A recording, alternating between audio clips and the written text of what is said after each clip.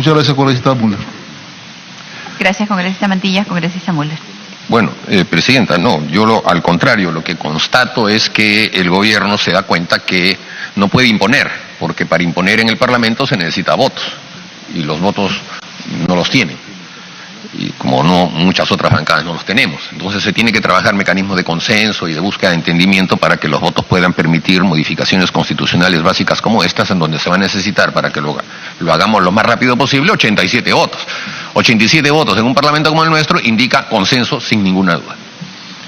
Y en ese sentido, presidenta, por su intermedio al señor ministro, considerar algunos de los elementos que se está planteando. Nosotros sí estamos de acuerdo con el tema de una bicameralidad, pero creemos que antes de debatir los detalles de cómo debe ser el nuevo Parlamento, debemos tener claro qué es lo que va a ir al referéndum. Porque lo que el presidente de la República dijo aquí era que quería consultarle al pueblo la no reelección de los parlamentarios actuales, o sea, de nosotros. Y la pregunta es, ¿nosotros vamos a hacer modificaciones constitucionales del Poder Legislativo y crear 2 cámaras y después algunas otras modificaciones adicionales que se han propuesto en materia de la reforma de la justicia, también para que se vayan a referéndum? ¿De quién depende? ¿O cómo es el mecanismo que el gobierno pretende implementar para que haya referéndum? Puesto que en la Constitución la única capacidad de referéndum que existe es cuando se hace una modificación constitucional en el Parlamento y esta se lleva a referéndum y que el Parlamento lo decide. Y entonces tendríamos que ser nosotros los que decidamos qué cosa es lo que va a ir a la consulta o no. ¿Cómo es que se va a hacer la consulta? Y eso, cuál es el criterio del gobierno al hacerla, dado que el presidente de la República no tiene atribuciones para convocarla. Entonces, hay que poner el marco de esta discusión, presidenta. Aquí tendríamos que ponernos de acuerdo qué es lo que estamos discutiendo, si nuestra modificación constitucional va a ir todo hacia un solo paquete y el paquete completo va a referéndum, o solamente algunas cosas van a referéndum y otras cosas las aprobamos por nuestra cuenta. Y eso no está definido, evidentemente. Ahora, entrando en materia, presidenta, el tema de la creación de 2 cámaras, sin duda, es un reconocimiento de la tradición histórica del país, y creo que es importante. En donde sí me parece que se está chocando un poco con lo rápido y lo preciso, y además con la realidad nacional, es esta creación de macrodistritos y de microdistritos que no se entiende. Porque habría que entonces establecer cuáles son los microdistritos y cuáles son los macrodistritos, y tendríamos que juntar región con región o una provincia de una región pasa para este lado o cosas así, y eso va a generar una gran discusión y rechazo por parte de la población. Ya en el referéndum del 2005, cuando se propuso la creación de las macroregiones, fue rechazada unánimemente a nivel nacional. Entonces, el pueblo peruano ha querido que las regiones sean la circunscripción de los departamentos. Es la realidad. Cuando en el año 90, en el primer gobierno nuestro, hicimos el tema, con una ley, hicimos el tema de la creación de las macroregiones, esas no cuajaron. La población estaba en contra, no había integración entre los departamentos. Había más bien pugna, confrontación, incluso en departamentos que tenían una continuidad histórica y física, había enfrentamiento. Y entonces lo que ha ocurrido es que el proceso histórico de regionalización en nuestro país, y la mayoría de los presentes aquí proviene del mundo de la vida política de las regiones, incluso el presidente de la República, el presidente del Consejo de Ministros y el ministro de Justicia, y además de 2 regiones importantes, como San Martín, Moquegua, sin duda lleva a que constaten que ir hacia un esquema macrorregional no va a cuajar. Y entonces tendríamos nosotros que volver al esquema de que la representación deba ser representación de las regiones. Ahora, son regiones distintas a las que teníamos cuando existía la Cámara de Diputados y la Cámara de Senadores hasta el año 92, porque en ese momento no existían presidentes regionales que tenían el poder que tienen ahora, los recursos que tienen ahora, el consejo que tienen ahora, y además alcaldes que también tienen una preponderancia y que por lo general tienen rivalidad con el presidente regional.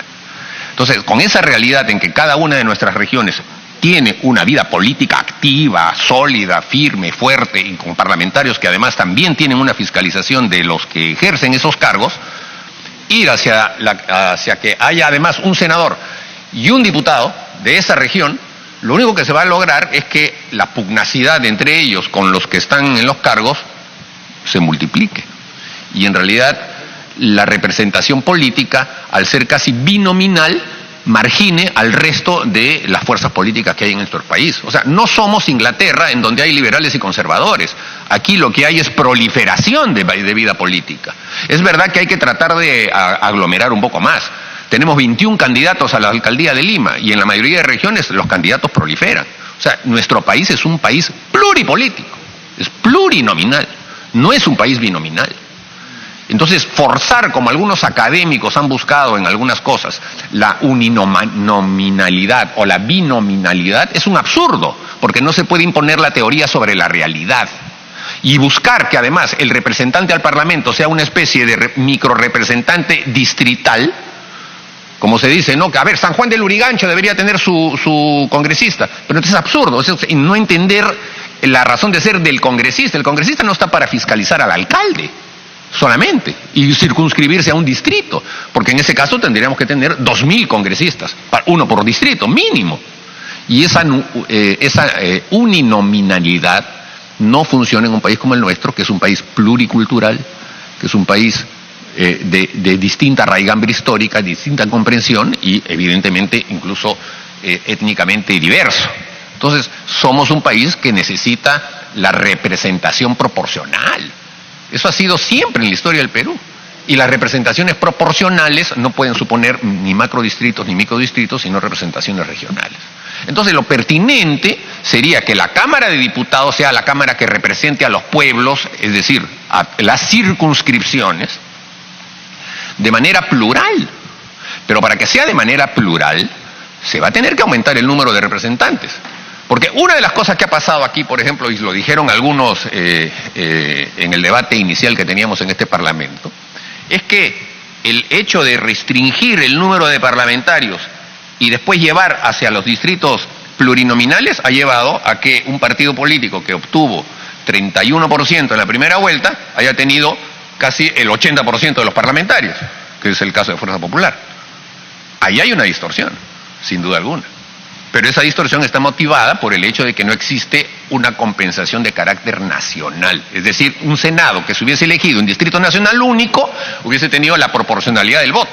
Pero cuando es plurinominal no la tiene. ¿Por qué? Porque el número también es pequeño. Y entonces, si se está proponiendo de que sean 2 por región, si ese esquema se hubiese aplicado en las elecciones del 2016, en este Congreso solo habría una fuerza política. Porque es la que habría ganado en todas las regiones. Solo habría una fuerza política. Entonces, no podemos ir hacia esquemas como esos si no los trasladamos justamente hacia la realidad.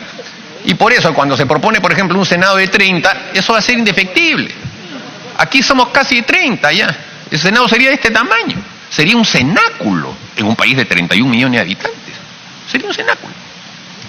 Entonces, se quiera o no, si vamos a ir a regímenes de cámaras, se va a tener que aumentar el número de parlamentarios, porque los parlamentarios deben representar. Y si deben representar, no pueden ser un grupito. Sería menos que casi como un Consejo de Ministros nuevo. Tendría que ser, de todas maneras, personas que tengan vinculación estrecha con su región. Por eso, la propuesta que nosotros hemos presentado es que el Senado se elija por distrito nacional único, porque el Senado sí, por ser pequeño, que no debería ser de 30, pero me imagino que no habrá consensos para aumentarlo, pero nosotros hemos propuesto que sea 50, porque la relación diputado-senado es 2-1, es la menor. Podría ser 100-50, o podría ser 120-60, o 120-50. Pero ese Senado sí debe tener, digamos, el aspecto unitario de la representación. Y no es verdad que el Distrito Nacional Único favorezca el centralismo, al contrario. Los congresos que se eligieron con Distrito Nacional Único en el 95 y en el 2000 tendrían a lo sumo unos 17 o 18 limeños, de 120 parlamentarios que eran. Porque los que tienen, los líderes políticos que tienen, digamos, presencia nacional y que tienen voto en todo el país y que salen elegidos por esa razón, no pasan de ser un puñado de personas, digamos, una docena o 15. El resto salen con los bolsones de cada una de las regiones. Así fue. No había un centralismo. Al contrario, ahora hay más centralismo porque Lima ya tiene 35, o sea, de número. Y antes no tenía 35, tenía menos. Entonces yo creo que hay que repensar esas cosas, hay que darnos cuenta que ir a la creación de macrodistritos o microdistritos nos va a complicar en exceso el tema, y hay que pensar también en que si eso es algo que la población quiere. Si es que vamos a ir a un referéndum en donde el paquete completo sea no reelección de parlamentarios, pero creación de Cámara de Diputados y senadores, más el Consejo de la Magistratura y todo eso en un solo paquete, no se sabe qué cosa puede salir de ahí. ¿Qué pasa si sale el no? Entonces seguimos como si nada hubiese pasado. Entonces, todo esto, Presidenta, merece de parte del Congreso discusión detallada. Esto no es un sí o sí para mañana. Esto no es ya de una vez porque se quiere hacer el referéndum el día de las elecciones municipales o el 2 de diciembre. No, las cosas hay que hacerlas bien. No se trata de salir las cosas al tuntún. Y en ese sentido, Presidenta, mi propuesta es que este tema abarque las discusiones de esta comisión por lo menos un par de meses e intensamente y exclusivamente, o si se puede hacer incluso menos, mejor, y que después abordemos todo hacia un solo proceso de modificación constitucional, y ese proceso de modificación constitucional se vaya a referéndum completo. Gracias. Gracias, congresista Mulder. Congresista Mario Mantilla.